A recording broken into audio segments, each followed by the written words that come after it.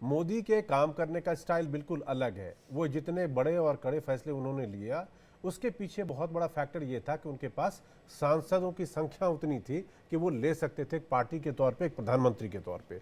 इस बार जब वो हालत नहीं है तो हरजी क्या आपको लगता है कि मोदी के स्टाइल ऑफ वर्किंग में चेंज हो जाएगा, मॉडरेट हो जाएंगे, लेने से पहले हिचकेंगे या बात करके उनको दबाने की कोशिश होगी, या एक तरह से कह लीजिए कि कंट्रोल करने की कोशिश होगी और एक नए तरीके का नरेंद्र मोदी हम लोगों को दिखाई देंगे एज ए प्राइम मिनिस्टर? देखिए, अभी अपनी जितनी भी चर्चा हुई, इस चर्चा के आधार पर ये कहा जा सकता है कि कांग्रेस जो है, जो 99 सीटों के साथ है। अभी हमारे एक साथी मित्र जो कह रहे थे कि उनके पास तुरूप का इक्का है, आदेश जी कह रहे थे। तो पहले मैं यहाँ से शुरू कर रहा हूँ कि देखिए, तुरूप का इक्का है अगर प्रधानमंत्री पद को देकर किसी को, तो आप ये देखिए कि क्या उस तरीके का गठबंधन कितने दिन चलेगा। आप देखिए कि आप समाजवादी पार्टी को कहाँ ले आएंगे, आप ममता बनर्जी की टीएमसी को कहाँ लाएंगे, डीएमके कहाँ होगा। और जैसा रामकृपाल जी अभी बता रहे थे थोड़ी देर पहले कि 8 नंबर की पार्टी हो जाएगी आपकी उद्धव ठाकरे गुट, और उसमें आरजेडी के लालू यादव कहाँ होंगे। तो इनको कैसे आप समेटेंगे, तो वो संभावना तो देखिए लगती नहीं है, और वो लॉजिकल भी नहीं है, प्रैक्टिकल भी नहीं है, क्योंकि 240 वर्सेस 99 का। अब रही बात जो आपका मूल सवाल है कि क्या मोदी जी के काम करने का तरीका बदलेगा, तो आपने देखा अभी पिछले 3-4 दिनों में ही मोदी एक सुलझे हुए, और लगभग 22 साल का उनका अनुभव मुख्यमंत्री और प्रधानमंत्री को लेकर रह चुका है। एक गुजरात मॉडल दिया है उन्होंने। शिकायतें हो सकती हैं व्यक्तिगत तौर पर, उनके काम की आलोचना हो सकती है, बहुत सारी उनके फैसले ऐसे हो सकते हैं जिसको लोग न माने, लेकिन इतना तो मानना पड़ेगा कि मोदी और अमित शाह की जोड़ी ने एक आपको गवर्नेंस और सरकार बेहतरीन तरीके से चला के कम से कम पूरा टर्म पूरा किया है अपना हर जगह।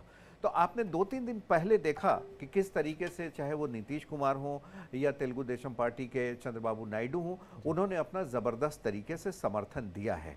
अब कुछ मुद्दे ज़रूर हैं, जैसे वो मुसलमानों के आरक्षण की बात है, तो आंध्र प्रदेश में वो 4%, और सही बात है कि वो मुसलमानों में जो पिछड़ी जातियां हैं उनको वो आरक्षण है, ठीक बात है, उसको अपनी अपनी तरीके से व्याख्या की जा सकती है, तो वहाँ पे वो ज़रूर उन चीज़ों को मानेंगे।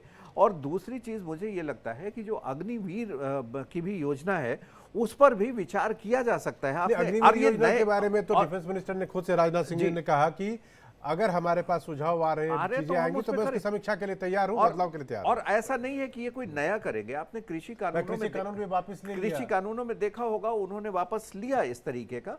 तो नहीं, लैंड एक्विजिशन एक्ट भी वापस लिया, लैंड एक्विजिशन एक्ट भी वापस लिया।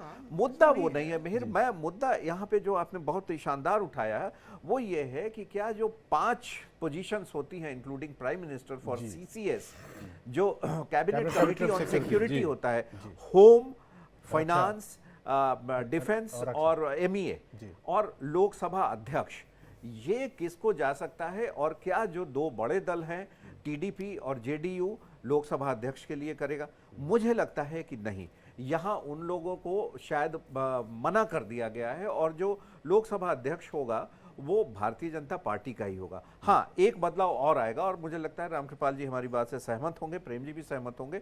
पिछले पूरे 5 साल में शायद पहली बार लोकसभा के अंदर ऐसा हुआ है कि कोई लोकसभा का उपाध्यक्ष नहीं दिया गया है। इंदिरा गांधी ने भी लंबे समय तक एक टर्म में नहीं दिया था, लेकिन वो पीरियड भी लगभग 3 साल का था, बाकी बचे 1.5 साल में उन्होंने दे दिया था। जो 2019 की 17वीं लोकसभा थी उसमें कोई भी उपाध्यक्ष नहीं था, इस बार शायद उपाध्यक्ष मिल जाए।